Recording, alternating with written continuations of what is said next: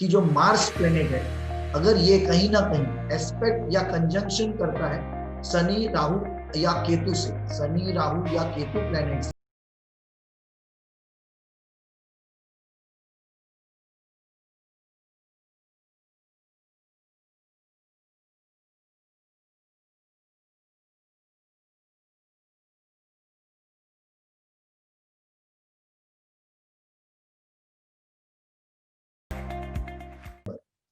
ठीक है। तो इंपॉर्टेंट पॉइंट्स क्या है ये लिख के रखिए, आपको तुरंत काम आएगा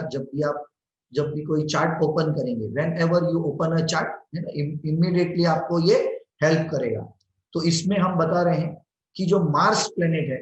अगर ये कहीं ना कहीं एस्पेक्ट या कंजंक्शन करता है शनि राहु या केतु से, शनि राहु या केतु प्लेनेट से, अगर मार्स प्लेनेट का कहीं ना कहीं कंजंक्शन या एस्पेक्ट है, या खुद मार्स चौथे या आठवें घर में बैठा है, फोर्थ हाउस या एथ हाउस में बैठा है, तो ये आपको वास्तु के अंदर, आपके वास्तु के अंदर किचन के अंदर फॉल्ट दिखा सकता है। ओके सर, वास्तु में किचन का फॉल्ट मार्स प्लेनेट अगर कंजंक्शन या एस्पेक्ट में है सैटर्न राहु केतु के साथ, या चौथे या आठवें घर में अगर बैठा है, तो it can show the fault in the fire element. और ये फायर एलिमेंट वास्तु के अंदर हमारा किचन से रिप्रेजेंट होता है।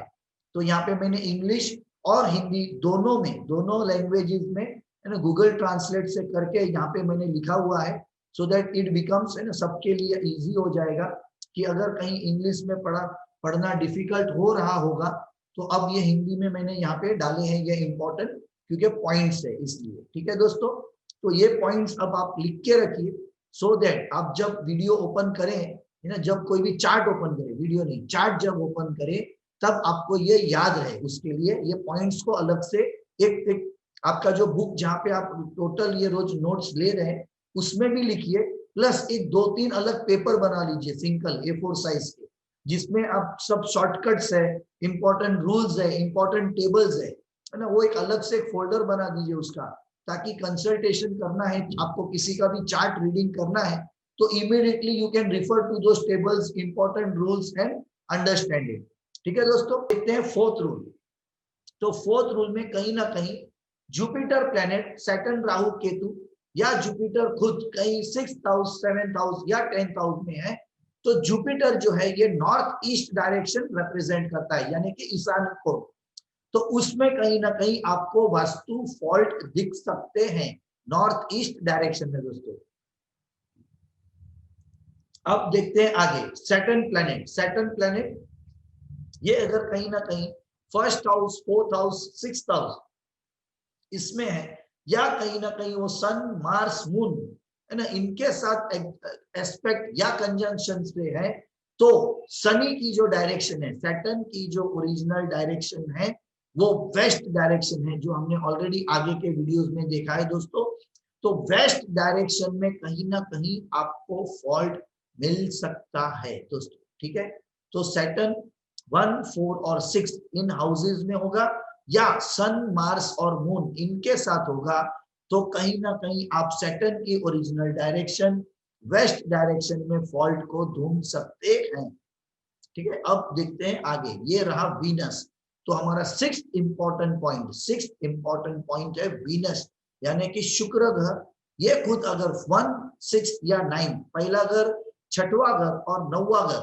इसमें कहीं ना कहीं अगर वीनस प्लैनेट बैठा है, या वो कहीं भी और भी बैठा होगा इन 3 हाउसेस के अलावा, लेकिन अगर वो राहु और केतु, इसके जो दुश्मन ग्रह हैं, अगर उसके साथ कहीं ना कहीं वो बैठा है, तो वीनस का जो ओरिजिनल डायरेक्शन है साउथ ईस्ट डायरेक्शन। ठीक है दोस्तों, ईशान्य नहीं, ये अग्नेय कोण, साउथ ईस्ट डायरेक्शन, तो उसमें आपको फॉल्ट दिखेगा। ओके, तो Venus if it is in 1, 6 या 9th हाउस, या राहु और Ketu, then south east direction में एफ्लिक्शन आपको आपके वास्तु में वहां पे दिख सकता है, मिल सकता है, या ओरिजिनली नहीं होगा तो आपने कहीं ना कहीं वो क्रिएट किया होगा कलर के द्वारा, कोई एलिमेंट रख के, कोई एंटी एलिमेंट रख के। ठीक है दोस्तों, क्योंकि जब मेन पर्सन या जो अर्निंग पर्सन होता है उसके हिसाब से जब चार्ट चलने लगता है, तो प्लैनेट्स को अपने आप पैर आ जाते हैं और वो अपने पोजीशंस ले लेते हैं। जैसे हमने देखा है हमारे वेबिनार्स वगैरह में जो हम वीडियो प्ले करते हैं कि ये जो हमारा एस्ट्रोलॉजिकल चार्ट है वो हमारा बैटल फील्ड ग्राउंड है, और इसमें जो प्लैनेट्स हैं ये हमारे सोल्जर्स है या किंग्स एंड क्वींस वगैरह हैं। तो इसलिए उनके अपने आप पैर आ जाते हैं और वो अपने पोजीशंस आपके चार्ट के हिसाब से अपने घर पे भी ले लेते हैं दोस्तों, कलर के द्वारा, आइटम्स के द्वारा। हम कहीं ना कहीं उनको रखेंगे बेसिकली, लेकिन हम कहते हैं कि प्लैनेट्स को पैर आ जाते हैं। ठीक है दोस्तों, तो और ये वीडियो में हमने आपको इंपॉर्टेंट पॉइंट्स बता दिए हैं दोस्तों, तो इसको आपको ध्यान रखना है, लिख के रखना है। एक आपके ओरिजिनल बुक में होगा, प्लस एक अलग से फॉर्मेट में एक पेपर में लिख के रखिए, ताकि इनिशियली 10, 15, 20, 25 या 50 चार्ट में आपको देख के वो याद रह जाए, फिर शायद आपको उस पेपर की जरूरत ना पड़े। ठीक है दोस्तों, तो इस वीडियो को बार बार देखिए, नोट्स बनाइए, और क्वेश्चंस अभी आप रेगुलर है ना व्हाट्सएप पे क्वेश्चंस डाल सकते हैं।